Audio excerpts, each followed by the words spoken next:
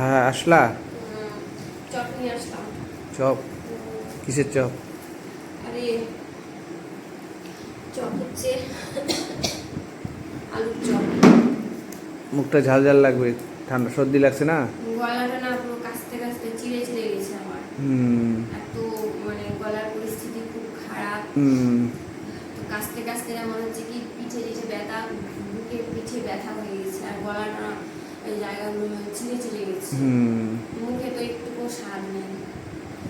যাওয়ার সময় বলে গেলাম ওই কাকিমাটাকে যে 10টা ভাজবেন। আসার সময় যখন আসছি নিব তখন বলে 6টা। আমি তাহলে আগে বলতেন, যখন অর্ডার করলাম তখন বলতেন যে 10টা হবে না, 6টার মতো হবে। আমার তো অন্তত 7টা লাগে, 7জন মেম্বার। বলে কি তাহলে ব্রেড পকোড়া নিয়ে যাও। ব্রেড পকোড়া কে খাবে? আমরা সবাই মানে কে আলু চপ বাদ দিয়ে ব্রেড পকোড়া কে খাবে?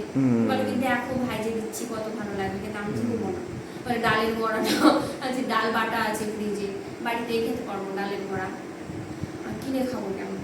আলু চপটা তো সবসময় বানানো হয় না।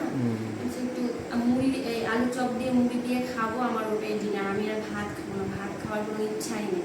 আজকে সারাদিনে এইটুকু মনে ভাত খেয়েছি, রুচিটা থাকে না। একদম মানে কোনো ইচ্ছাই নাই। এখন মুড়ি টুড়ি দিয়ে খেয়ে নেবো।